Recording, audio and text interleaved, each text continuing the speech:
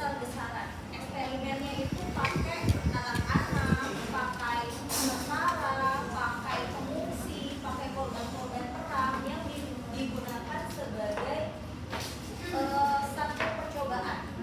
Gitu. Diapain? Macam-macam.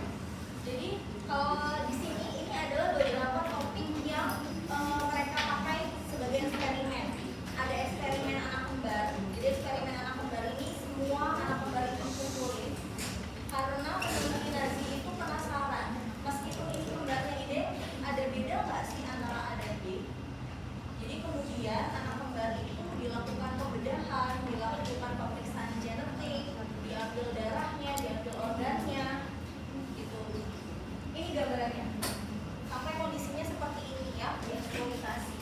Terus ada juga transplantasi tulang, transplantasi otot, transplantasi saraf. Jadi antara manusia A dan manusia B diambil tulangnya, diambil ototnya, diambil sarafnya, ditransplantasikan ke manusia B. Dilihat responnya seperti apa sih? Terus ada lagi penelitian tentang cedera kepala. Cedera kepala ini si subjek penelitiannya sengaja dibuat cedera kepala. Ada yang kepalanya digentungkan berkali-kali, ada yang dijatuhkan dari ketinggian. Dilihat, kan kalau pas zaman Nazi itu tentara-tentara itu terjun dari heli, mereka banyak yang jadi korban hanya karena proses bertempurnya gagal ya. Jadi yang dilihat itu kemudian apa sih yang terjadi kalau seorang tentara itu mengalami kegagalan dalam terjunnya. Nah, mereka pakai subjek penelitian bukan tentara gitu. Jadi sengaja diterjunkan dari helikopter, terus dilihat cedera kepala yang timbul itu seperti apa dan proses pengobatan yang paling efektif itu seperti apa. Masih banyak lagi ya, ada pembekuan. Pembekuan ini melihat proses kalau manusia didinginkan itu dampaknya apa. Jadi manusianya itu ditumpuk di dalam es gitu, di dalam kolam isinya es sampai hipotermia. Nanti dilihat efeknya itu apa. Nah, ini adalah penelitian yang terjadi selama perang itu. Gitu. Dari situlah kemudian muncul suatu kode namanya kode number. Jadi dari sini dilihat bahwa sesuatu yang mengatur penelitian itu sangat penting supaya penelitian itu tetap memanusiakan subjeknya, gitu. Tidak memperlakukan manusia seenak-enaknya. Dari situlah ada 3 poin pokok dari etik penelitian. Ini poinnya, yang sampai sekarang masih dipakai dan bahkan dikembangkan terus ya. Melindungi integritas subjek, menetapkan persyaratan untuk secara etik melaksanakan itu supaya subjeknya itu tetap dianggap sebagai manusia, gitu. Terus yang ketiga diperlukannya persetujuan sukarela dari manusia sebagai subjek penelitian. 3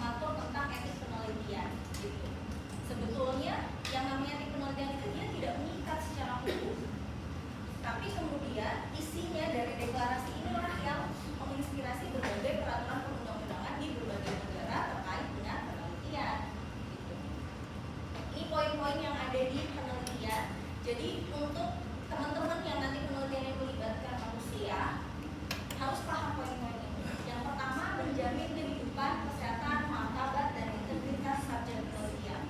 Maksudnya apa? Misalnya kita mau membandingkan dua jenis intervensi, misalkan ada kelompok A,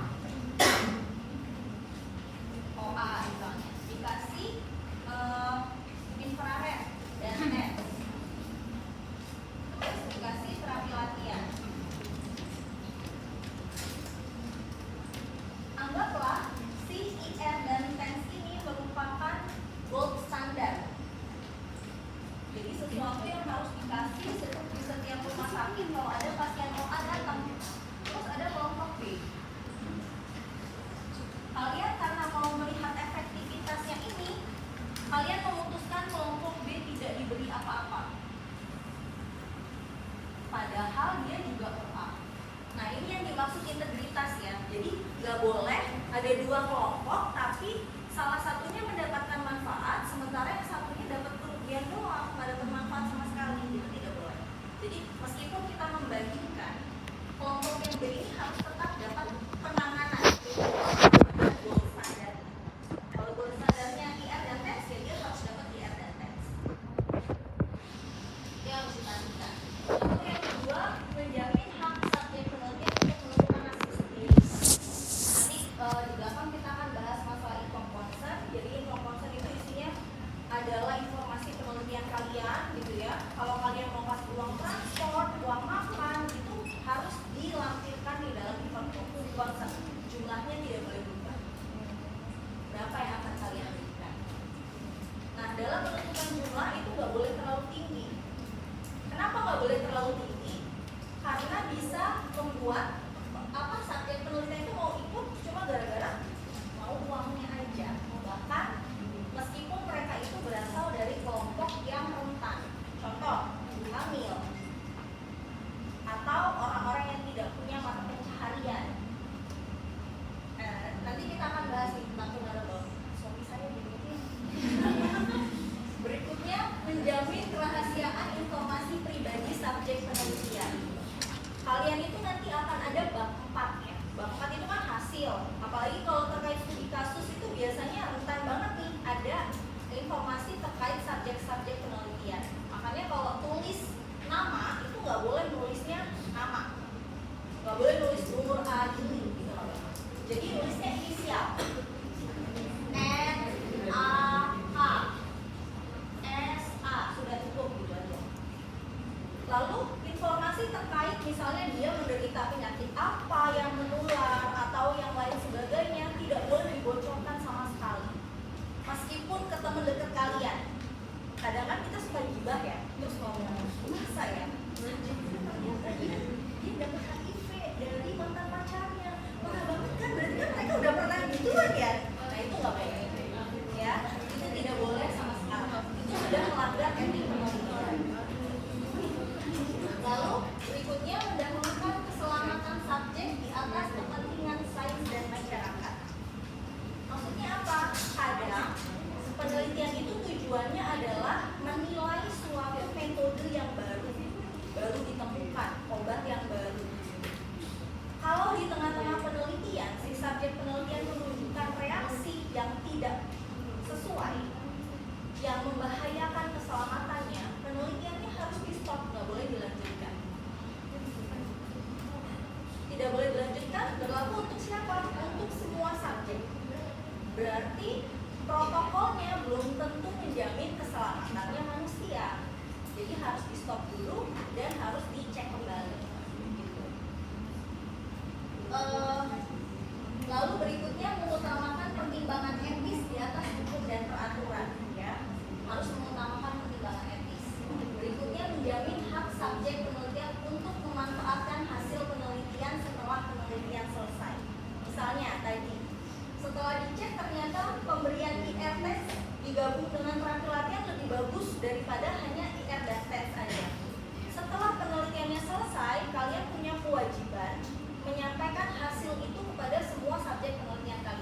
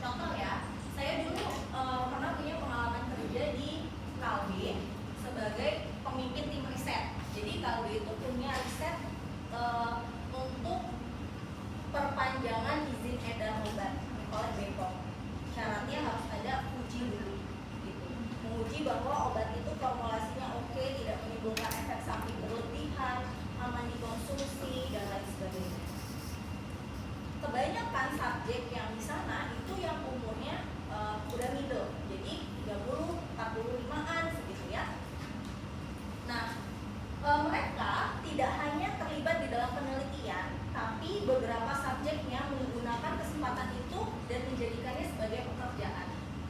Kenapa?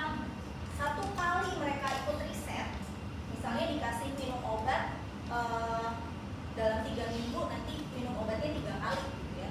Ambil darah, kan diambil darah tuh tiap sejam, tiap 2 jam. Ambil darah total ada 48 kali, 48 kali tusuk. Itu bayarannya lumayan, mereka bisa dibayar 2 jutaan dalam waktu 3 minggu. Lumayan kan? Lumayan. Untuk orang yang tidak punya pekerjaan, mereka menjadikan itu sebagai pekerjaan. Iya. Dan gak cuma Kalbe yang melakukan riset seperti itu. Tiap perusahaan yang punya izin edar obat, mereka wajib melakukan penelitian seperti itu.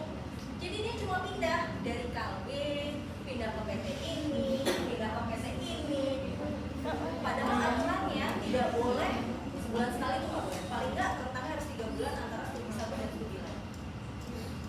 Tapi kayak gitu jarang ketahuan karena beda perusahaan kan database-nya kita nggak sharing. Jadi ketahuannya nanti pas dilihat lengannya, ini bukan suntiknya masih banyak. Ibu kapan terakhir ambil darah buat bikin studi? Minggu lalu dong. Nah itu adalah kelompok vulnerable. Jadi beberapa orang yang kepepet menjadikan itu sebagai pekerjaan, padahal itu tidak boleh. Meskipun mereka dengan sadar menandatangani informed consent, kita punya kewajiban untuk mengingatkan lagi, ini bukan pekerjaan. Jadi tidak boleh ikut serta lagi. Karena dampaknya itu sangat, ya kalau obat kan serem ya, kita nggak tahu nanti minum obat kedua jadi apa. Karena memang betul-betul di dalam studi itu bisa jadi di tengah-tengahnya ada yang sesak napas, ada yang kehilangan kesadaran, ada yang muntah-muntah dan segala macam. Lalu yang kedua, beneficence and non-maleficence, yaitu prinsip etik untuk berbuat baik. Dimana sebagai peneliti kita harus mengupayakan manfaat maksimal dengan kerugian minimal. Contohnya yang tadi, manfaat maksimalnya gimana meskipun diberikan pendekatan yang berbeda, setelah hasilnya keluar dan kita tahu mana pendekatan yang paling baik, ya pasien yang belum dapat kita kasih juga pendekatan yang sama sehingga dia dapat manfaat maksimal dan kerugian minimal gitu. Termasuk ini dalam penggunaan hewan. Coba ya kalau nanti yang penelitiannya ada yang mau pakai hewan, akan ditanyakan di etik bagaimana caranya kamu mengurangi rasa sakit yang diderita oleh subjek penelitian, entah itu manusia, entah itu hewan. Kalau harus pakai bius, ya harus pakai bius. Kalau harus pakai obat, ya pakai obat. Nah, itu termasuk adalah manfaat maksimal dan kerugian minimal. Berikutnya prinsip keadilan atau justice. Ada pembagian seimbang dalam hal beban dan manfaat. Jadi tiap subjek harus dapat kewajiban yang sama dan dapat hak yang sama. Jangan sampai karena yang satu nego nggak mau 100.000 dikasih 200. Bayangin kalau dia ngobrol sama temannya, lah gue cuma dapat 100, lah gue 200, gimana? Gitu. Ya, jadi harus justice, keadilan.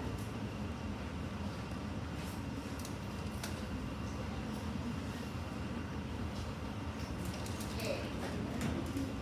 Nah ini terkait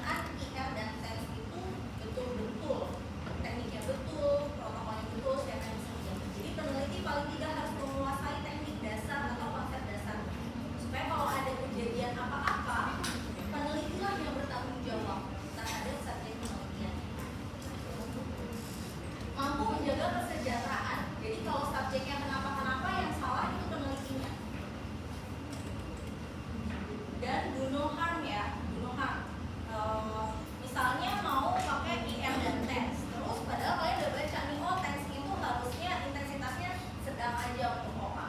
Kalian penasaran? Emang kalau dikasih tinggi kenapa sih? Langsung dimaksimalin. Ya, harm ya. Jadi semua yang kita lakukan di dalam penelitian itu harus ada basisnya. Makanya setiap detail apa yang kalian cantumkan di judul, yang paling paham adalah peneliti. Setiap metodenya mau berapa dikasih, seminggu berapa kali, berapa lama durasi, kalian yang paling tahu karena kalian yang cari tahu.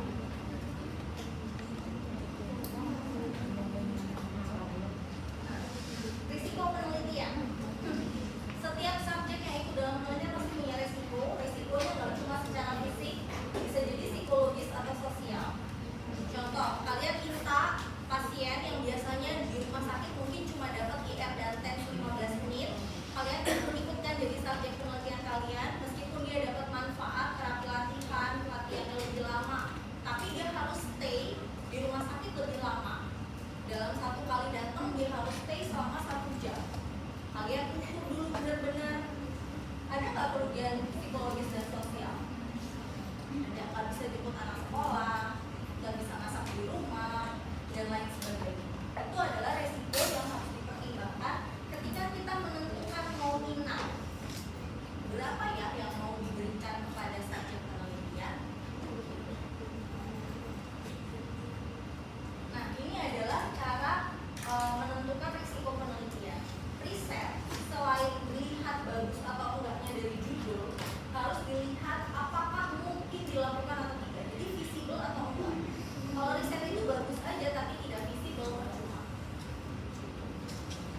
Makanya ketika kita menentukan judul, kita harus buat pertanyaan ini, dibutuhkan nggak sih riset ini sebenarnya? Ada alasan yang kuat nggak saya kenapa saya pilih judul ini? Desain penelitian yang dipakai tepat atau enggak ya? Kalau misalnya saya pakai kayak gini, subjek saya rugi atau enggak ya? Riset ini bisa dilaksanakan enggak ya? Bisanya itu dilihat dari berapa lama durasinya kamu mau riset, uangnya butuh berapa banyak, akan keluar berapa banyak, subjek yang kamu pakai berapa banyak. Misalnya satu penelitian mau pakai 30 subjek, satu subjek mau dikasih 200.000, ya habis berapa? 6 juta. Belum uang makan, uang snack. Ya, uang makan, uang snack, satu orang 50.000 sekali datang. Udah 7,5 juta. Nah, itu kalian harus pikirkan, oh butuh uang segini ya, kuat gak ya? Ada nggak ya uangnya? Atau saya butuh cari uang kemana ya? Nyepet. Seperti itu ya, harus dipertimbangkan. Karena tidak sedikit orang yang kemudian sudah membeli judul tidak bisa menyelesaikan karena hambatan biaya. Tapi kalau kalian udah sampai ranahnya S1, misalnya tapi udah di 4 ya nggak boleh satu lagi, S2 misalnya langsung S2, biayanya sudah di angka ratusan juta Pak. Kalau masuk biomedik misalnya, S3 ya naik lagi ratusan juta. Satu kali tagihan lab keluar, kayak kemarin saya lihat tagihan lab saya baru 1 lab ya, keluar 32 juta. Langsung aku sembilan. 32 juta 1 lab dan akan dilakukan di 3 lab.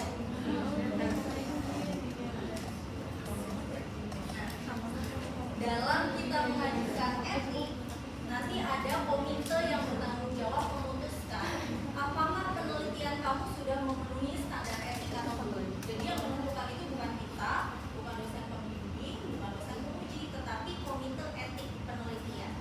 Komite etik itu biasanya ada di setiap universitas, ada di setiap rumah sakit juga punya, dan kalian boleh memasukkan etik penelitian itu ke komite manapun karena standarnya sama. Standarnya sama. Kalau di UI itu ada di FK, biasanya beda biaya antara mahasiswa dan pegawai. Mahasiswa aja S1, S2, S3 dibedain. Kalau S3 paling mahal 300.000, S1 kayaknya 180 atau 100. Nah, nanti komite etik itu akan menilai kelayakan etik berdasarkan ini. Apakah kalian mempertimbangkan nilai sosial? Apakah judul kalian ada nilai ilmiahnya?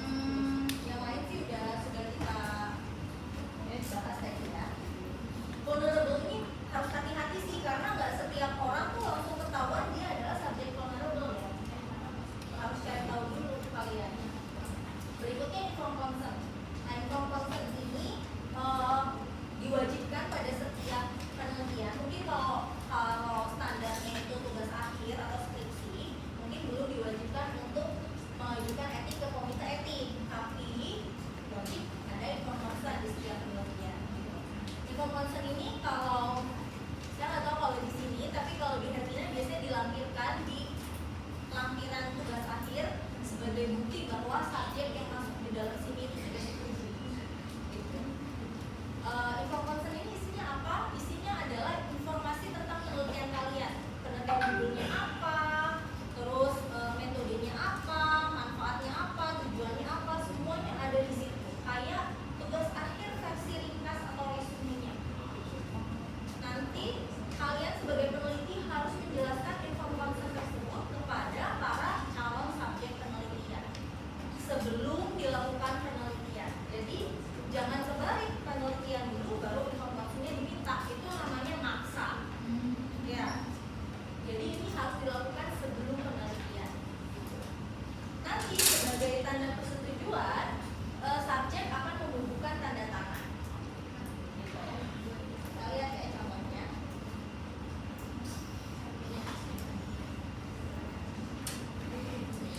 Nah ini contoh kalau punya Hermina ya. Jadi kami dosennya itu sudah membuatkan lembar inform consent. Nanti setiap peneliti atau setiap mahasiswa wajib print sendiri dan minta ke pasien. Isinya adalah nama peneliti, NIM, alamat, judul, menjelaskan penelitinya itu siapa, dia meminta saudara-saudari untuk jadi apa, terus di bawahnya ada surat pernyataan persetujuan untuk ikut serta dalam penelitian, ada nama, identitas subjeknya, setuju atau tidak setuju, beliau menuliskan sendiri judulnya apa, dan menyatakan kesukarelaan. Ini adalah inform consent yang sifatnya umum. Jadi nanti penjelasan mengenai penelitian disampaikan oleh peneliti sendiri kepada subjeknya langsung. Dari situ subjek itu harus bisa menentukan apakah dia mau jadi subjek penelitian atau tidak. Maka dia harus punya informasi yang cukup tentang penelitian kalian. Nah ini informasi yang harus ada tujuan, metode, prosedur, bahwa ini video diundang untuk berpartisipasi, ini video bebas untuk menolak, lama waktu partisipasinya berapa, karena setiap penelitian beda-beda ya. Ada yang cuma 1 minggu, ada yang 2 minggu, ada yang 1 tahun, ada yang 10 tahun kalau studinya cohort, beda-beda. Apakah ada imbalan? Imbalannya berapa? Jenisnya apa? Jumlahnya berapa? Dicantumkan juga. Kalau misalnya ada informasi baru yang belum ada di dalam inform consent, kalian wajib menyusulkan ke subjek. Atau misalnya ada perubahan, ternyata saya nggak jadi deh Bu ngasih ISSN, judul saya berubah direvisi oleh dosen. Maka inform consentnya juga harus diambil ulang sesuai dengan judul yang ada. Nah, kalau ada etik penelitian, maka ada yang namanya pelanggaran etika. Pelanggaran etika itu diantaranya yang pertama plagiarisme. Udah tahu ya plagiarisme? Ternyata plagiarisme itu tidak hanya plagiarisme terhadap karya orang lain, tapi bisa plagiarisme terhadap karya kita sendiri. Kenapa? Jadi kalau misalnya peneliti yang melakukan publikasi lebih dari 1 jurnal, terus dia keluar 1 jurnal dulu, jurnal berikutnya dalam proses tulis, dia tidak mensitasi dirinya sendiri, itu sudah self plagiarism. Nanti akan terdeteksi kalimat ini sama dengan publikasi yang dan kalau tidak ada citasinya dinamakan self plagiarism atau auto plagiarism.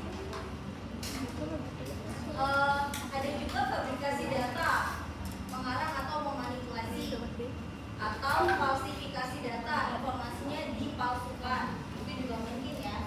Semua itu mungkin di penelitian. Apalagi kalau yang ngerjain kalian, yang malah data kalian, yang bikin tulisan kalian, yang presentasi kalian. Tapi jangan dicoba ya. Soalnya biasanya, apalagi kalau kita sebagai mahasiswa gitu, biasanya dosen itu pasti tahu ada yang nggak beres. Karena kita belum pinter-pinter banget, jadi kalau bohong tuh ketahuan aja.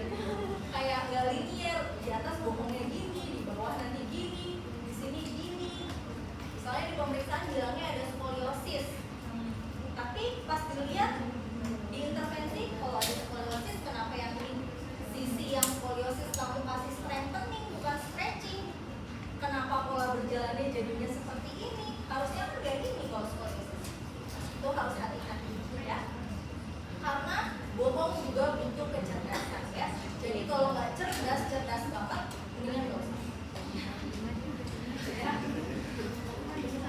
Berikutnya